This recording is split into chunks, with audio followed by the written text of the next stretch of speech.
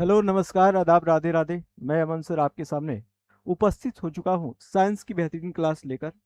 आपको बता दें कि इस सेशन में हमने एलटी ग्रेड जीएस में आए हुए साइंस के जो पोर्शन है उन्हीं क्लासों को हमने लिया है। ठीक है, चलिए तो स्टार्ट करते हैं और पढ़ते हैं आज का पहला क्वेश्चन। आपके सामने क्वेश्चन लग चुका है। कहा जा रहा है कि इनमें से कौन सी धातु साधारण ताप पर जल से अभिक्रिया करती है। जल से अभिक्रिया करती है, ये कौन है भैया?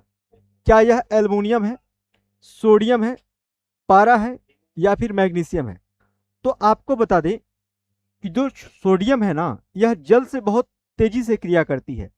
यह जल से बहुत तेजी से क्या करती है? क्रिया करती है। और जब जल से तेजी से क्रिया करती है तो इसको जल में न रखकर इसको केरोसिन ऑयल में रखा जाता है। केरोसिन ऑयल में रखा जाता है और इस तरीके से इस क्वेश्चन का सही ऑप्शन क्या हो जाएगा? ऑप्शन बी हो जाएगा। ऑप्शन बी हो जाएगा। ओके, चलिए अगले क्वेश्चन की बात करते हैं। अगला क्वेश्चन कह रहा है कि जैव विविधता शब्द का प्रयोग सबसे पहले किसने किया था? क्या आर डी वांस ने, वाल्टर जी रोजन ने, आर एच विटेकर ने या फिर एन मेयर्स ने? ठीक है, चलिए देखिए, जैव विविधता शब्द का प्रयोग, जैव विविधता बोले तो बायोडाइवर्सिटी, इसके अंदर पादप यानी प्लांट्स भी आते हैं और इसके अंदर जंतु जंतु यानी एनिमल भी आते हैं, यानी फ्लोरा और फौना दोनों आते हैं जैव विविधता के अंतर्गत। ठीक है, और जैव विविधता शब्द का प्रयोग सबसे पहले वाल्टर जी रोजन ने किया था। वाल्टर जी रोजन ने किया था। कब किया था भैया?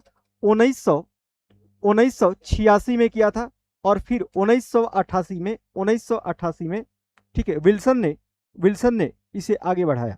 ठीक है, तो कुल मिला के इस क्वेश्चन का सही ऑप्शन क्या हो जाएगा? ऑप्शन बी हो जाएगा। ओके, चलिए आइए अगले क्वेश्चन की बात करते हैं। अगला क्वेश्चन आपके सामने ये है। कहा जा रहा है कि सूची फर्स्ट को सूची सेकंड से सुमेलित कीजिए। सूची फर्स्ट को सूची सेकंड से सुमेलित कीजिए और सूचियों के नीचे दिए गए कूट का उपयोग कर सही उत्तर का चयन कीजिए। एक तरफ सूची फर्स्ट दी गई है जिसमें क्रांति है और एक तरफ सूची सेकंड दी गई है जिसमें क्या है? उत्पादन है। ठीक है, चलिए यहां पर श्वेत क्रांति, नीली क्रांति, पीली क्रांति, हरित क्रांति दी गई है और इनसे संबंधित इधर विषय दिए गए हैं। ठीक है, तो इसका मिलान करके सही विकल्प को चुनना है। ठीक है, चलिए देखिए, श्वेत क्रांति की बात करें तो श्वेत क्रांति का संबंध किससे होता है भैया? तो श्वेत क्रांति का संबंध दूध से, यानी ए का क्या हो जाएगा? तीसरा। ठीक है, नीली क्रांति का संबंध यानी बी का संबंध किससे है? तो बी का संबंध है दूध यानी खाद्यान्न से है। बी का संबंध किससे है भैया? मत्स्य यानी मछली से, यानी इसका क्या हो जाएगा? चौथा हो जाएगा। और पीली क्रांति का संबंध किससे है? तो तिलहन से है, यानी सी का क्या हो जाएगा? फर्स्ट हो जाएगा। सी का फर्स्ट हो जाएगा। ठीक है, हरित क्रांति का संबंध किससे है?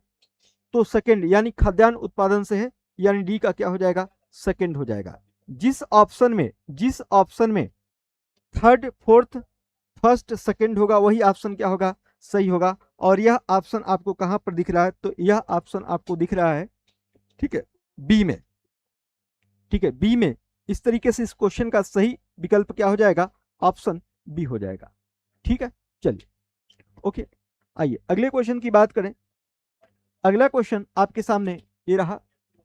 किस फसल को फसलों का ऊंट कहा जाता है? फसलों का ऊंट कहा जाता है। ठीक है, क्या बाजरा को, रागी को, ज्वार को या फिर कोदो को? ठीक है, कोदो को। तो फसलों का ऊंट कहा जाता है किसको? ज्वार को कहा जाता है। और वैसे भी यदि किसी विकल्प में उसको कोष्टक में लेकर क्लियर किया गया हो तो वो ऑप्शन अक्सर क्या होता है? सही होता है। यानी चौथे का सी ऑप्शन क्या हो जाएगा? सही हो जाएगा। यानी फसलों का ऊंट किसे कहते हैं? फसलों का ऊंट किसे कहते हैं? तो ज्वार को कहते हैं। ठीक है, चलिए देखिए, कहा जा रहा है कि ऊंट का कुबड़ बना होता है। ऊंट का कुबड़ बना होता है, किसका बना होता है भैया? लिम्फ का बना होता है, कार्टिलेज का बना होता है, कोलेजन तंतुओं का बना होता है, वसा ऊतक का बना होता है। ठीक है, तो आपको बता दें कि जो ऊंट का कुबड़ होता है, ऊंट का कुबड़ होता है, ये वसा का बना होता है, फैट का बना होता है, लिपिड का बना होता है। ठीक है, आपको बता दें कि जो ऊंट गर्म रेगिस्तान वाले होते हैं, जो गर्म रेगिस्तान वाले होते हैं, उनके उनके अंदर एक कुबड़ वाला ऊंट पाया जाता है, वो एक कुबड़ वाले होते हैं। और जो ठंडे रेगिस्तान में पाए जाने वाले जो ऊंट होते हैं वो दो कुबड़ वाला ऊंट होते हैं, दो कुबड़ वाला ऊंट होते हैं। जैसे थार के रेगिस्तान में पाया जाने वाला जो ऊंट होगा वह एक कुबड़ वाला होगा, थार के रेगिस्तान में पाया जाने वाला ऊंट एक कुबड़ वाला होगा। लेकिन वहीं पर लद्दाख मरुस्थल में लद्दाख मरुस्थल में पाया जाने वाला जो ऊंट होगा वह दो कुबड़ वाला होगा। ठीक है, तो कुल मिला के इस क्वेश्चन का सही ऑप्शन क्या हो जाएगा, यानी ऊंट का कुबड़ बना होता है तो वसा का बना होता है, वसा उत्तक का बना होता है, यानी पांचवे का डी ऑप्शन हो जाएगा। ठीक है, पांचवे का डी ऑप्शन हो जाएगा। चलिए आइए अगले क्वेश्चन की बात करें। कहा जा रहा है कि अल्ट्रासोनिक तरंगों की आवृत्ति होती है, कितनी होती है भैया, 20,000 हर्ट्ज से अधिक, 20,000 हर्ट्ज के बीच, 20 हर्ट्ज से कम, या फिर 50 हर्ट्ज से अधिक। तो जो अल्ट्रासोनिक तरंगे होती है इनकी आवृत्ति होती है क्या, 20 के हर्ट्ज, 20 के हर्ट्ज से क्या होती है, अधिक होती है, अधिक होती है। के का मतलब होता है यहां पर क्या, के का मतलब हो जाएगा क्या 1000, यानी 20,000 हर्ट्ज क्या हो जाएगा भैया, 20,000 हर्ट्ज से ऊपर। और इस तरीके से इस क्वेश्चन का सही जवाब क्या हो जाएगा, ऑप्शन ए हो जाएगा। क्या हो जाएगा, ऑप्शन ए हो जाएगा, यानी 6 का ए। ठीक है, चलिए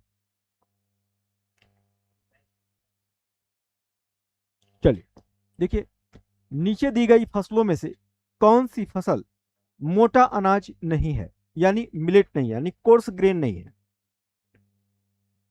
कौन कोर्स ग्रेन नहीं है, कोर्स ग्रेन नहीं है। ठीक है, कोर्स ग्रेन यानी मिलेट नहीं है। ठीक है, चलिए मिलेट्स नहीं है। अब मिलेट्स नहीं है तो गेहूं, बाजरा, ज्वार, मक्का, गेहूं को मिलेट्स नहीं माना जाता है, यही नहीं है और यही इस विकल्प का सही ऑप्शन हो जाएगा। बाजरा, ज्वार, मक्का ये सब क्या है, मिलेट्स के अंतर्गत आएंगे। ठीक है, सातवें का सही ऑप्शन क्या हो जाएगा, ऑप्शन ए हो जाएगा। ठीक है, चलिए ठीक है, बहुत अच्छे। चलिए, निम्नलिखित में से किस आधार पर जैव विविधता हॉट स्पॉट परिभाषित किया जाता है। तो अभी हमने पिछले क्वेश्चन में देखा था कि जैव विविधता में कौन कौन आते हैं, तो इसके अंदर फ्लोरा भी आते हैं, और कौन आते हैं भैया, फौना भी आते हैं। फ्लोरा भी आते हैं और कौन आते हैं, फौना आते हैं। फ्लोरा किसे कहते हैं, तो जो पादप होते हैं उनको फ्लोरा कहते हैं, और जो फौना होते हैं वो जंतुओं को कहा जाता है। किसको कहा जाता है, जंतुओं को। वास्तव में फ्लोरा और फौना ये दोनों ग्रीक देवियां हैं।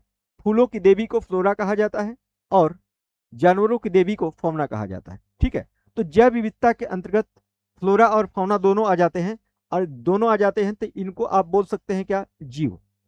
और जीव का मतलब क्या हो जाएगा, सभी जीवधारी, और सभी जीवधारी, तो इस क्वेश्चन का सही जवाब क्या हो जाएगा, ऑप्शन ए। ठीक है, ऑप्शन ए। चलिए हाँ ठीक है, आइए अगले क्वेश्चन की बात करें। हाँ 2 का ए। ठीक है, देखिए इधर कहा जा रहा है कि निम्नलिखित में से कौन सा एक खरपतवार सामान्यतः गाजर घास या कांग्रेस घास कहलाता है। क्या यह गोखरू है, क्या बथुआ है, पार्थेनियम है, जंगली ज्वार है। ठीक है, चलिए देखिए, ठीक, एक होती है कांग्रेस घास। ठीक है, कांग्रेस घास, और जो कांग्रेस घास होती है ना, इसको पार्थेनियम भी कहा जाता है। इसको क्या कहा जाता है, पार्थेनियम भी कहा जाता है, पार्थेनियम भी कहा जाता है। ठीक है, इसे चटक चांदनी भी कहा जाता है, चटक चांदनी भी कहा जाता है, चटक चांदनी भी कहा जाता है इसको। ठीक है, आपको बता दें कि इस कांग्रेस घास के पत्तों पर छोटे छोटे रेशे होते हैं जो हवा में उड़कर दमा जैसा रोग उत्पन्न करने की क्षमता रखते हैं। कुल मिला के इस क्वेश्चन का सही जवाब क्या हो जाएगा, गाजर घास यानी कांग्रेस घास किसको कहा जाता है, तो पार्थेनियम को कहा जाता है, यानी 9वें का सी ऑप्शन हो जाएगा। ठीक है, हाँ 90 का सी ऑप्शन हो जाएगा। ठीक है, चलिए देखिए, प्रकाशीय घटना तारों का टिमटिमाना किसके कारण होता है? प्रकाशीय घटना तारों का टिमटिमाना किसके कारण होता है? वायुमंडलीय अपवर्तन के कारण, वायुमंडलीय परावर्तन के कारण, पूर्ण परावर्तन के कारण, पूर्ण अपवर्तन के कारण। तो आपको बता दें कि प्रकाशीय घटना तारों का टिमटिमाना किसके कारण होता है? तो वायुमंडलीय अपवर्तन के कारण होता है। और इस तरीके से 10वां का ये ऑप्शन सही हो जाएगा। ठीक है, चलिए ठीक है, आइए आइए अगला क्वेश्चन आपके सामने है कि प्रतिवर्ष किस दिन को विश्व अल्जाइमर्स दिवस के रूप में मनाया जाता है? क्या 23 सितंबर को, 22 सितंबर को, 20 सितंबर को, 21 सितंबर को? तो आपको बता दें कि विश्व अल्जाइमर्स दिवस मनाया जाता है कब? 21 सितंबर को मनाया जाता है। किस मनाया जाता है भैया? 21 सितंबर, यानी 11 का डी ऑप्शन हो जाएगा। ठीक है, 11 का डी ऑप्शन हो जाएगा। ठीक है, चलिए देखिए, कहा जा रहा है कि केचुओं की मदद से तैयार खाद को कहा जाता है, क्या कहा जाता है भैया? बर्मी कंपोस्ट कहा जाता है, हरी खाद कहा जाता है, कंपोस्ट कहा जाता है, फार्म यार्ड खाद कहा जाता है। ठीक है, तो आपको बता दें कि केचुओं की मदद से तैयार खाद को आप बर्मी कंपोस्ट बोलते हैं। क्या बोलते हैं भैया? बर्मी कंपोस्ट बोलते हैं, यानी 12 का पहला ऑप्शन हो जाएगा ए। ठीक है, बर्मी कंपोस्ट। ओके, ठीक है, चलिए, यहां पर जब सफेद प्रकाश प्रिज्म से होकर गुजरता है तो प्रकाश के रंग अलग अलग तरह से मुड़ते हैं। निम्नलिखित रंगों को सबसे कम मुड़ने वाले रंग से लेकर सबसे ज्यादा मुड़ने वाले रंग तक व्यवस्थित कीजिए। ठीक है, व्यवस्थित कीजिए। चलिए, तो आपको अच्छे से पता है कि जो रंगों का क्रम है वो विबग्योर के रूप में जाना जाता है। ठीक है, विबग्योर के रूप में जाना जाता है। ठीक है, VIBGYOR, violet, indigo, blue, green, yellow, orange, red. आपको बता दें कि सबसे कम रेड मुड़ता है, सबसे कम रेड मुड़ता है, उससे ज्यादा ऑरेंज मुड़ता है। ऑरेंज बोले तो नारंगी, तो पहले कौन आ जाएगा? नारंगी, पहले नारंगी आ जाएगा। ठीक है, नारंगी, यानी पहले नंबर पर कौन आएगा? पहले नंबर पर आपका नारंगी, यानी आपका चौथा आएगा। और चौथा आप देख रहे हैं कि न तो ए ऑप्शन में है और न ही डी ऑप्शन में है। किसमें है? बी में है और सी में होते हैं। फिर आगे बढ़ लेते हैं, ऑरेंज के बाद येलो। अब येलो यानी पीला, यानी चौथे के बाद तीसरा आना चाहिए, चौथे के बाद तीसरा आना चाहिए। चौथे के बाद तीसरा बी में नहीं है, तो क्या हो जाएगा? इस क्वेश्चन का सही जवाब क्या हो जाएगा? ठीक है, हाँ, तो इस क्वेश्चन का यानी 13 का सी ऑप्शन क्या हो जाएगा? सही हो जाएगा। ठीक है, चलिए, ठीक है, हाँ, देखिए, आकाश किसके कारण नीला दिखाई देता है? प्रकाश प्रकीर्णन के कारण, प्रकाश विवर्तन के कारण, प्रकाश परावर्तन के कारण, प्रकाश अपवर्तन के कारण। तो आपको बता दें कि आकाश जो है प्रकाश प्रकीर्णन के कारण क्या दिखाई देता है? नीला दिखाई देता है। और इस तरीके से इस क्वेश्चन का सही जवाब क्या हो जाएगा? ऑप्शन ए हो जाएगा। ठीक है, चलिए, भारत में ओडिशा में कालाहांडी निम्नलिखित में से किस खनिज के उत्पादन के लिए जाना जाता है? किसके लिए? यूरेनियम के लिए, बॉक्साइट के लिए, अभ्रक के लिए, तांबा के लिए। तो आपको बता दें कि उड़ीसा का जो कालाहांडी है यह बॉक्साइट के लिए क्या है? प्रसिद्ध है। और बॉक्साइट है क्या? तो यह एल्युमिनियम का अयस्क है। यह एल्युमिनियम का क्या है भैया? अयस्क है, एल्युमिनियम का अयस्क है। ठीक है, चलिए नेक्स्ट क्वेश्चन की बात करते हैं। कहा जा रहा है कि मोबाइल टावरों के एंटेना और मोबाइल हैंडसेट से कौन सी ऊर्जा निकलती है? क्या चुंबकीय क्षेत्र विकिरण निकलता है, विद्युत चुंबकीय क्षेत्र विकिरण निकलता है, आयनकारी क्षेत्र विकिरण निकलता है, या फिर चरम क्षेत्र विकिरण निकलता है? तो आपको बता दें कि मोबाइल हैंडसेट से जो ऊर्जा निकलती है, हमारे आपके मोबाइल हैंडसेट से जो ऊर्जा निकलती है, ठीक है, उस ऊर्जा को आप क्या बोलते हैं? विद्युत चुंबकीय क्षेत्र विकिरण बोलते हैं, विद्युत चुंबकीय क्षेत्र विकिरण बोलते हैं। ठीक है, चलिए, निम्नलिखित में से कौन सी कृत्रिम पारिस्थितिकी तंत्र है? कृत्रिम पारिस्थितिकी तंत्र है, कौन है भैया? घास का मैदान, ये तो प्राकृतिक पारिस्थितिकी तंत्र है। झील पारिस्थितिकी तंत्र है। वन, मछली का तालाब, मछली का जो तालाब है यह क्या है, कृत्रिम पारिस्थितिकी तंत्र है, यानी आर्टिफिशियल यानी मैडमेड इकोसिस्टम है। ओके, चलिए पहला कृषि विज्ञान केंद्र कहां स्वीकृत किया गया था? तो पहला कृषि विज्ञान कहां स्वीकृत किया था भैया? लुधियाना में, पुदुचेरी में, पंतनगर में, हैदराबाद में। तो पहला कृषि विज्ञान केंद्र पुदुचेरी में क्या किया गया था, स्वीकृत किया गया था। कब? 1974 में। कब? 1974 में। यानी 18 का भी ऑप्शन क्या हो जाएगा, सही हो जाएगा। ठीक है, चलिए यहां पर कहा जा रहा है कि IARII नई दिल्ली द्वारा धान के भूसे या पराली के स्वस्थाने त्वरित अपघटन के लिए विकसित 7 कवकों के मिश्रण से युक्त सूक्ष्मजीवी स्प्रे का नाम क्या है? क्या आप इसे पूसा कंपोस्ट बोलते हैं क्या, पूसा डिकम्पोजर बोलते हैं क्या, पूसा बायोग्रेडियोल बोलते हैं क्या, या फिर श्री डिकम्पोजर बोलते हैं क्या? तो इसे बोलते हैं क्या, पूसा डिकम्पोजर से बोलते हैं। यानी 19 का बी ऑप्शन क्या हो जाएगा, सही हो जाएगा। ठीक है, चलिए कौन सा रसायन दार्शनिक के ऊन के नाम से जाना जाता है? कौन सा रसायन है जिसे आप दार्शनिक के ऊन के नाम से जानते हैं?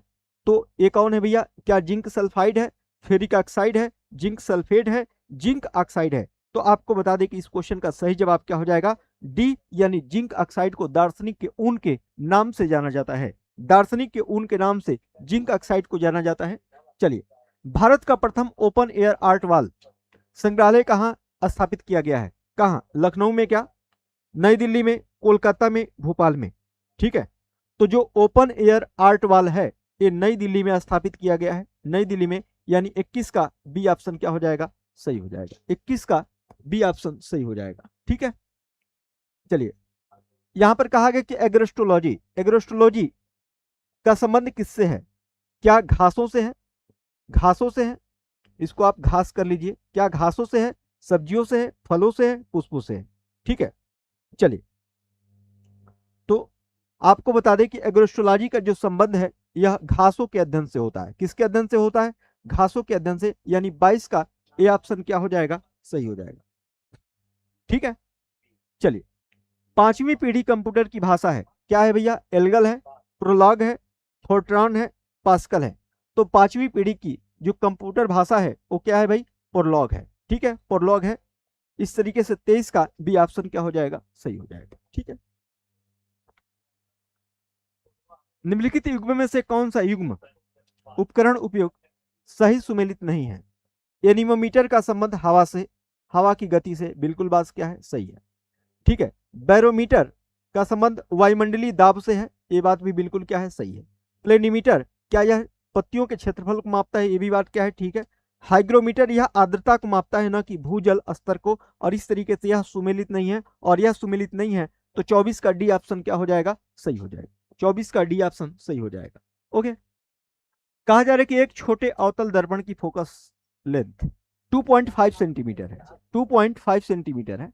इस अवतल दर्पण को दंत चिकित्सक के दर्पण के रूप में उपयोग करने के लिए दर्पण से दांत की दूरी होनी चाहिए। ठीक है, दर्पण से दांत की दूरी होनी चाहिए। तो आपको बता दें कि इसका फोकल लेंथ 2.5 सेंटीमीटर है। अगर वस्तु को दंत चिकित्सक स्पष्ट देखना चाहता है तो इसकी जो फोकस दूरी होनी चाहिए कितनी होनी चाहिए? 2 या 2 से कम होनी चाहिए। तो 2 या 2 से कम एक ही ऑप्शन है, एक ही ऑप्शन है। और कौन है भैया? बी है। यानी कुल मिला इस क्वेश्चन का 25 का बी ऑप्शन सही हो जाएगा। ठीक है, अधिक फोकल लेंथ होगी तो स्पष्ट वस्तु नहीं दिखाई देगी। ठीक है, भारत की पहली हाइड्रोजन संचालित ट्रेन किस रूट पर चलेगी? क्या लखनऊ कानपुर चलेगी, जींद सोनीपत चलेगी, दिल्ली से गुरुग्राम चलेगी, या फिर चंडीगढ़ से अंबाला चलेगी? तो आपको बता दें कि जींद से सोनीपत के रूट पर चलेगी। यानी 26 का बी ऑप्शन हो जाएगा। ठीक है, निम्नलिखित में से किस पदार्थ में कणों के बीच आकर्षण अधिकतम होता है? किसके बीच में कणों का आकर्षण क्या होता है? अधिकतम होता है। तो जिसका घनत्व जितना अधिक होगा उसका आकर्षण भी क्या होगा? अधिक होगा। हम देख रहे हैं कि मिट्टी का तेल, बर्फ, ऑक्सीजन और जल, यहां पर जल होना चाहिए था, यहां पर क्या होना चाहिए? जल में सबसे अधिक आकर्षण बल जल में लगेगा। क्योंकि चारों में सबसे अधिक घनत्व किसका है? जल का है, और जिसका घनत्व अधिक होगा उसके कणों के बीच आकर्षण बल क्या होता है? अधिक होता है। इसलिए जल के कणों के बीच आकर्षण बल क्या होगा? अधिक होगा। चलिए, तना कंद का सामान्य उदाहरण है क्या है भैया? प्याज है, लहसुन है, अदरक है, आलू है। तो तना कंद का जो उदाहरण है वो कौन है? आलू है। ठीक है, आलू है। ठीक है, चलिए सूची फर्स्ट को सूची सेकंड से सुमेलित कीजिए तथा सूचियों के न दिए गए कूट का प्रयोग सही उत्तर को चुनिए। एक तरफ राष्ट्रीय पहचान है और दूसरी तरफ उनका क्या है? प्राणी शास्त्रीय या फिर वनस्पति के नाम है। ठीक है, राष्ट्रीय पक्षी, राष्ट्रीय पक्षी कौन होता है भैया? मोर होता है। और मोर का जो साइंटिफिक नेम है वो क्या है भैया? वह यानी ए का 4 हो जाएगा। ए का क्या हो जाएगा? 4 हो जाएगा। ए का 4 किस में है भैया? ए में नहीं है, बी में नहीं है, ठीक है, सी में नहीं है। ठीक है, चलिए ए का थर्ड हो जाएगा, ए का थर्ड हो जाएगा। ठीक है, ए का थर्ड, ए का थर्ड किस में नहीं है भैया? तो ए का जो थर्ड है, ठीक है, बी में नहीं है, सी में नहीं है, डी में है और ए में है। राष्ट्रीय पशु बाघ, ये क्या है भैया? Panthera Tigris. क्या हो जाएगा? बी का सेकंड हो जाएगा। और बी का सेकंड किस में है? ठीक है, बी ए में भी है और बी में भी है। ठीक है, राष्ट्रीय पुष्प, राष्ट्रीय पुष्प कौन होता है भैया? तो राष्ट्रीय पुष्प होता है आपका नेलुम्बो न्यूसिफेरा, यानी सी का 4 हो जाएगा, सी का 4 हो जाएगा। और राष्ट्रीय वृक्ष फाइकस बेंगालेसिस, तो क्या हो जाएगा? डी का। कुल मिला के इस क्वेश्चन का सही ऑप्शन क्या हो जाएगा? ऑप्शन।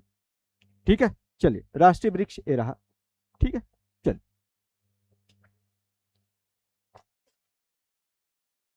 कहा जा रहा है कि नीचे दो कथन दिए गए हैं जिनमें से एक को अभिकथन ए तथा दूसरे को कारण आर के रूप में अंकित किया गया है। अभिकथन ए कह रहा है कि दलहनी फसलों की गांठों में उपस्थित लेग हीमोग्लोबिन जैविक नाइट्रोजन स्थिरीकरण में महत्वपूर्ण भूमिका निभाता है।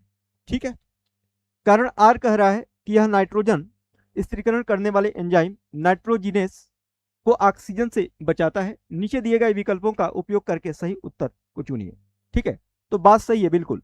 दलहनी पौधों की गांठों में, ठीक है, लेग हीमोग्लोबिन ग्रंथि पाई जाती है और इस ग्रंथि के अंदर राइजोबियम जीवाणु होते हैं जो नाइट्रोजन का क्या करते हैं? फिक्सेशन करते हैं। तो अभिकथन ए सही है।